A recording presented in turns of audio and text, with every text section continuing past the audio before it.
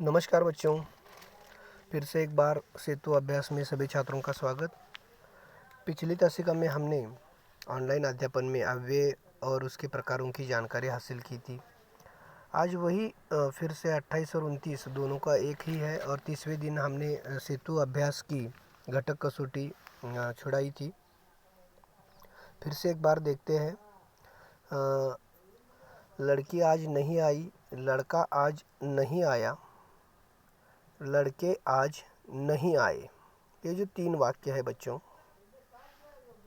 ये जो तीन वाक्य है, ये पहला, ये दूसरा और ये तीसरा। इसमें देखिए, लड़का एक वचन पुल्लिंगी है, लड़की एक वचन स्त्रीलिंगी है और लड़के बहुवचन है। ठीक है बच्चों, तो यहाँ उसकी व्याख्या बताई गई है। उसकी ये जो है, ये व्याख्या बताई गई है कि जिन शब्दों के रूपों में कर्ता के लिंग, वचन और क्रिया के काल के अनुसार कुछ भी परिवर्तन नहीं होता, उन्हें उन शब्दों को अव्यय कहते हैं। ठीक है, परिवर्तन कुछ भी नहीं होता, इसमें परिवर्तन हुआ है। देखो, अविकारी शब्द, अविकारी शब्दों में यानी अविकारी शब्द का मतलब ही क्या है? अव्यय है। ठीक है, इसके 4 प्रकारों की जानकारी हमने ली थी। क्रिया विशेषण अव्यय, संबंध सूचक अव्यय, समुच्चय बोधक अव्यय और विस्मयादि बोधक अव्यय। और आपने उदाहरण भी छुड़ाए थे।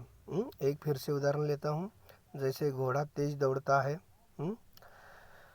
मोहन के पास। देखिए कैसे दौड़ता है, मैंने पूछा था आप लोगों से। जब हम क्रिया से सवाल पूछते हैं और क्रिया की विशेष जानकारी हासिल करते हैं तो क्रिया विशेषण अव्यय, एक वाक्य का दूसरे वाक्य के साथ संबंध दिखाया जाता है।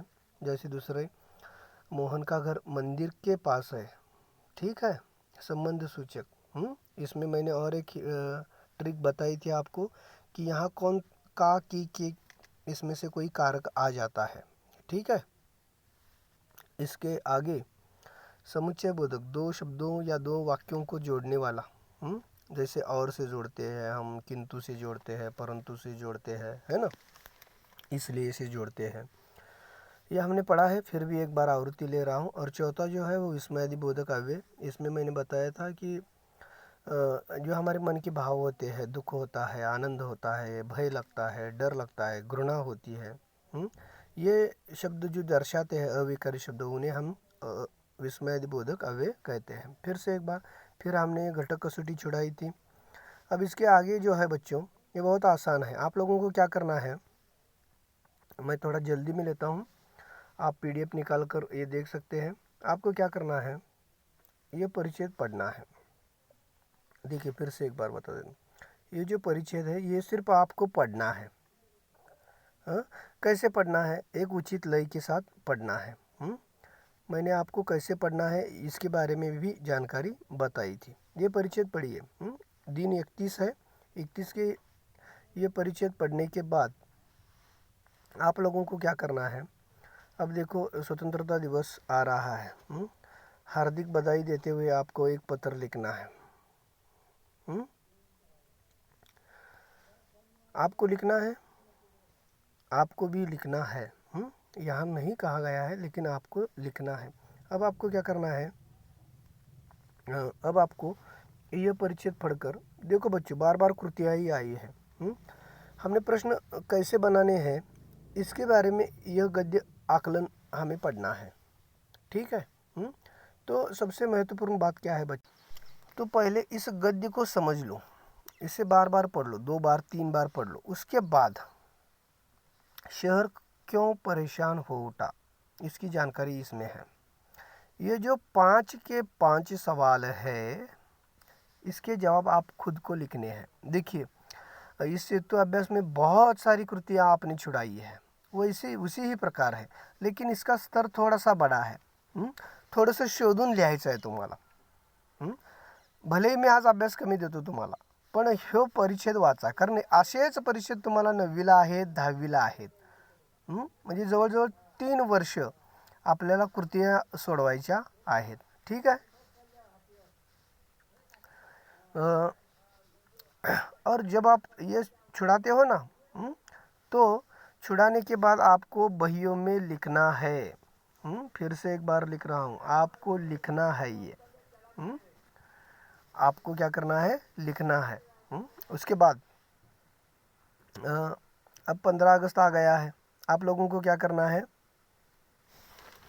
आप लोगों को क्रांतिकारक के नाम बताने हैं। भारत में जो देशभक्त हुए हैं, क्रांतिकारक हुए हैं, उनके नाम लिखने हैं। और देखिए यहाँ जो कविता आई थी, एक बार पढ़ता हूँ, देखिए। धर्म अलग हो, जाति अलग हो, वर्ण अलग हो, भाषाएं, पर्वत सागर तट वन मरुस्थल मैदानों से हम आए। देखिए भारत तो बहुत खंड प्राय देश है, बहुत बड़ा देश है। इसमें बहुत सारे धर्म के लोग, बहुत सारे प्रांत के लोग, बहुत सारी भाषाएं बोलने वाले लोग होते हुए भी हम सब एक हैं। इसमें से हमें क्या पता चलता है कि हमें समता का महत्व पता चलता है, बंधुता का। और हमें देश प्रेम के साथ मिलजुल कर रहना है। ठीक है। अब आपको क्या करना है, इस कविता को पढ़ना है। आपको इसमें से कौन सी पंक्तियाँ, 4 पंक्तियाँ आपको पसंद आए, ये लिखना है। अगर आपको हो सके तो ये पसंदीदा पंक्तियाँ आपकी क्यों है, उसका कारण भी आप लिखने का प्रयास कीजिए। आशय लिख सकते हो आप, जितना बन सकते। जेवढं तुम्हाला होते ना मुलांनो, तेवढा त्याचा भावार्थ लिहा, किंवा त्यातले 4 ओळी कुठल्या पसंत आहेत त्या लिहा आणि त्याचं कारण लिहा। तुम्हाला ह्याच ओळी का आवडतात ते लिहायचं आहे। उसके बाद देखो बच्चों, अब आपको क्या करना है, ये जो है, देखिए फिर से एक बार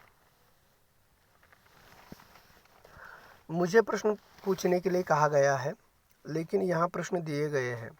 लेकिन क्या किया गया है, इसमें प्रश्न पूछे गए हैं। ठीक है, इसमें क्या किया गया है, प्रश्न पूछे गए हैं, 4 प्रश्न। इसके जवाब आपको लिखने हैं।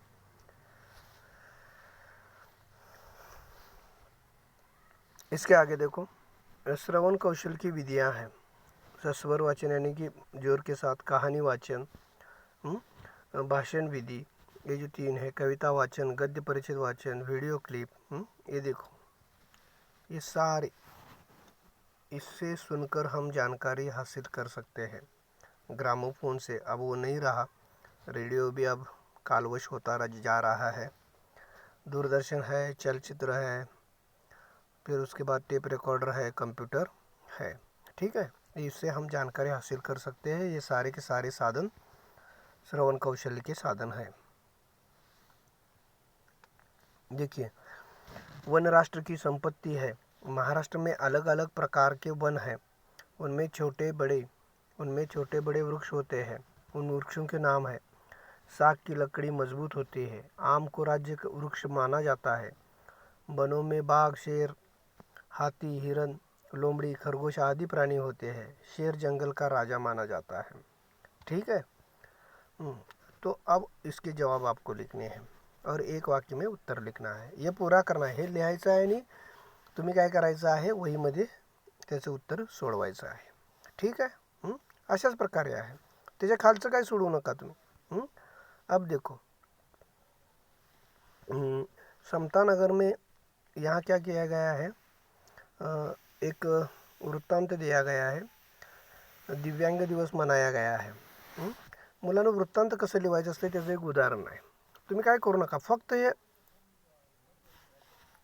जो परिच्छेद दिलेला आहे, जे वृत्तांत दिलेला आहे तो तेवढा वाचा। बातमी लिहित असताना कोणकोणत्या गोष्टी असल्याच पाहिजेत वृत्तांत लिहित असताना, याची माहिती तुम्हाला याच्यामध्ये लक्षात येते। ठीक आहे, फक्त हे वाचा। अब मी याच्यावर एक व्हिडिओ तयार करतो वृत्तांत लेखनावर आणि तुम्हाला पुन्हा पाठवतो याचे नियम आणि सगळ्या गोष्टी। ठीक आहे। आता बघा, ह्याच्यामध्ये कुठले वृत्तांतमध्ये पाहिजेत घटक, हे 3 घटक अतिशय महत्त्वाचे। कुठले बघूया काय आपण, बघा मी तुम्हाला 2 गोष्टी सांगतो। कार्यक्रम कधी झाला, रविवार, दिनांक, कार्यक्रम कुठं झाला, कार्यक्रम कुठं झाला, समता नगर के मदन मोहन मालवीय, मी 3 सांगितले बघा इथल्या इथं, आणि कशाचा कार्यक्रम झाला, हे 4 तर महत्त्वाचे आहे। कार्यक्रमाचा दिनांक आणि वार, कार्यक्रम दिनांक आणि वार, बघा पोरांनो, मुलांनो पुन्हा पहिल्यांदा सांगतो. कार्यक्रम दिनांक वार म्हणजे तो कार्यक्रम कधी झाला. दुसरं तो कार्यक्रमाचं ठिकाण कुठलं होतं. आणि तिसरं कशाबद्दल कार्यक्रम होता. आणि मग पुढं तुम्ही लिहित जायचं आहे तिथं कोण कोण पाहुणे आलेले होते, कोणी कोणी भाषणं केली. त्या कार्यक्रमात काय झालं ह्या गोष्टी तुम्ही अंतर्भूत करायच्या आहेत. पण पहिल्या ह्या ज्या 4 गोष्टी सांगितल्या ह्या अतिशय महत्त्वाच्या आहेत. उसके बाद देखो एकदम सोपं आहे मुलांनो. आणि मी याच्यावर व्हिडिओ तयार करून पाठवणार आहे. जसं अव्ययवर पाठवलं, विज्ञापनावर पाठवलं, गद्य आकलनवर पाठवलं, तसंच ह्याच्या प्रमाणात हे सुद्धा आहे. त्याच्यानंतर बघा पुढचं जे आहे, आशा के दीप जलाए रखना, कभी जिंदगी में हार नहीं माननी है. ये जो कविता है ये हमारे देहात पर आधारित है. ठीक है. ये कविता आप लोगों को क्या करनी है, कुछ कुछ खोकर कुछ पाकर देख, दुनिया नहीं बसा कर देख. ये जो कविता है ये आप कविता पढ़िए. उसके बाद आपको क्या पढ़ाई करनी है. सुबह सुबह जो हम गीत गाते हैं प्रभात गीत, वो अगर आपको मिलता है तो देखिए प्रभात गीत टाइप कीजिए यूट्यूब पर. देखिए मी जेवढं सांगितलं ना मुलांना 3-4 अभ्यास सांगितलेत फक्त तेवढंच तुम्ही करा. बाकीचे जे आहेत 2 म्हणजे मगाशी वृत्तांत लेखनाचं ते मी व्हिडिओ तुम्हाला पाठवतो. ठीक है. देखिए बच्चों यहाँ क्या बताया गया है, जब तक आप स्वयं को नहीं बदलोगे तब तक समाज नहीं बदलेगा. यानी बदलने की शुरुआत हमें खुद से करनी है.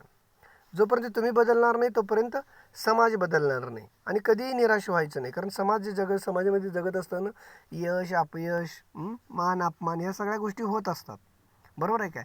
मग कधी निराश होऊन जायचं नाही, आपण आपलं काम करत राहायचं. आलं का लक्षात. ठीक है. हाँ तो बच्चों आज की इस ऑनलाइन सेतु अभ्यास में बहुत कम पढ़ाई बताई गई है आप लोगों को.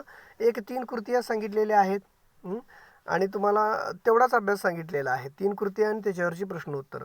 फार काही दिलेलं नाही मुलांनो, एकदम सोपं आहे. फक्त आता तुम्हाला काय करायचं आहे, तर मगाशी जे मी तुम्हाला सांगितलं वृत्तांत लेखन हे तुम्ही 2-3 वेळेला वाचा. आणि आता तुम्ही काय करायचं आहे, स्वच्छता दिवस आपण घेतोय 15 ऑगस्ट निमित्त.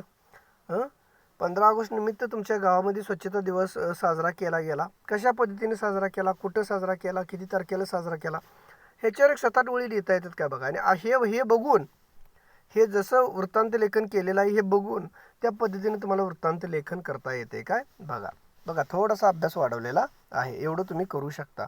पण हे सगळं तुम्ही घटक चाचणीचा पेपर सोडवल्यानंतर करा. ठीक आहे.